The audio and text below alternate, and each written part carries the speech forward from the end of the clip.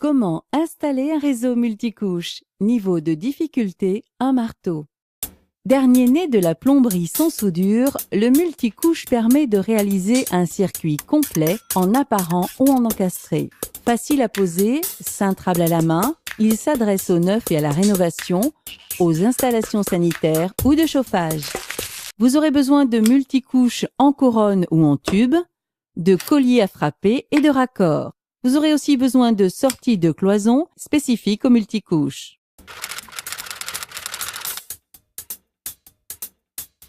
Pour des raccords automatiques, pour les petits projets ou les petites réparations, munissez-vous d'une pince coupe-tube et d'un calibreur. Pour des raccords à compression, pour des projets petits à moyens, munissez-vous d'une pince coupe-tube, d'un calibreur et de clés plates. Pour des raccords à sertir, pour de gros projets, munissez-vous d'une pince coupe-tube, d'un calibreur et d'une pince à sertir. Il se compose de 2 couches de PER en serrant une couche d'aluminium. Le polyéthylène à résistance thermique accrue limite la dilatation même aux températures élevées. La couche d'aluminium forme une barrière anti-oxygène qui protège de la corrosion et évite la formation de boue dans les circuits de chauffage. Les tubes droits permettent une installation en apparent qui soigne l'esthétique. Pour l'encastrer ou le passage en cloison ou gaine technique, utilisez le multicouche en couronne. À chaque équipement correspond un diamètre de tuyau suffisant pour assurer un bon débit. On trouve principalement du 16, 20 et 26 mm et le diamètre indiqué correspond à l'extérieur du tube. Le multicouche peut être mixté avec n'importe quelle installation existante en cuivre ou PER grâce au raccord à union mixte. Le raccord automatique s'adresse surtout à de petits projets d'extension ou de réparation. Solution rapide et efficace, il doit cependant être accessible ou au moins visitable. Le raccord à compression concerne les petits et moyens projets. Lui aussi doit être accessible ou visitable. Le raccord à sertir connaît un succès croissant auprès des plombiers. Il couvre toute la plage des besoins et se destine aux installations moyennes ou grandes. Il peut être encastré et sa mise en œuvre nécessite une pince à sertir.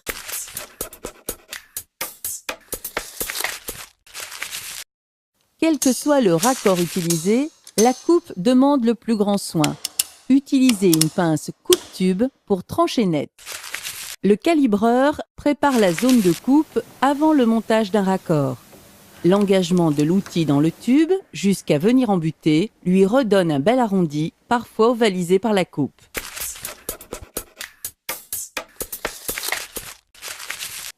Enfoncez le tuyau jusqu'à venir en buter. On doit voir apparaître le blanc du tuyau par la fenêtre du raccord. Engagez la bague, puis placez l'olive fondue près du bord du tuyau. Engagez ensuite le raccord dans le tuyau, puis vissez la bague, tout en immobilisant le raccord avec une clé plate ou une pince. Serrez jusqu'à sentir une résistance et complétez par un quart de tour supplémentaire. Inutile de forcer car la bague assure une compression suffisante pour assurer l'étanchéité.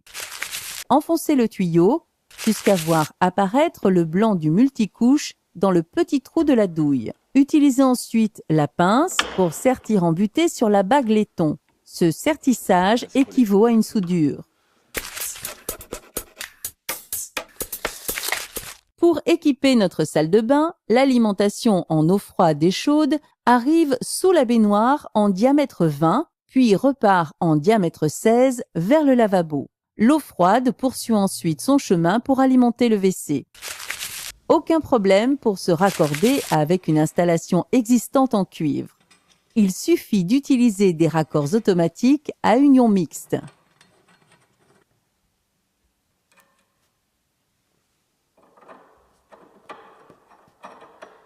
Préparez le multicouche avec les bavureurs calibreurs, puis installez le raccord.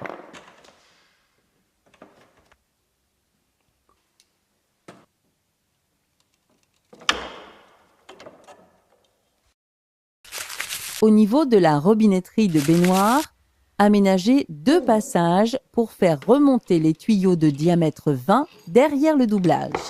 Un kit de sortie de cloison est spécifique aux multicouches.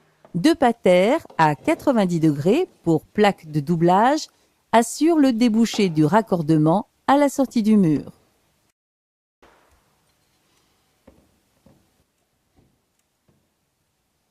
Raccordez les patères, puis les mettre en place en faisant ressortir les tuyaux par le bas. En partie basse, reliez les alimentations avec un T réduit, puis repartir vers le lavabo en diamètre 16. Des colliers spéciaux assurent le maintien du tuyau contre le mur. Percez, frappez sur la tête du collier pour faire rentrer la cheville dans le perçage,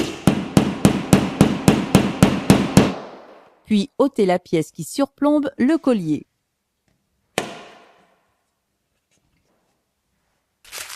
Le multicouche peut être cintré à la main, mais l'utilisation d'un ressort à cintrer est la garantie d'une courbe parfaite.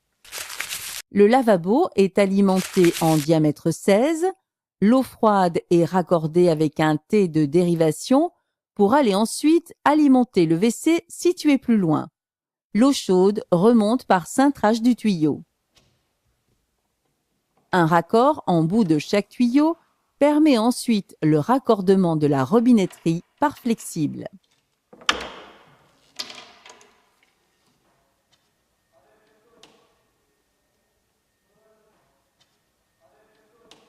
Une technologie de pro à la portée de tous pour installer les appareils sanitaires ou un réseau de chauffage. Une question, un doute, un conseil? Contactez le 0810 634 634.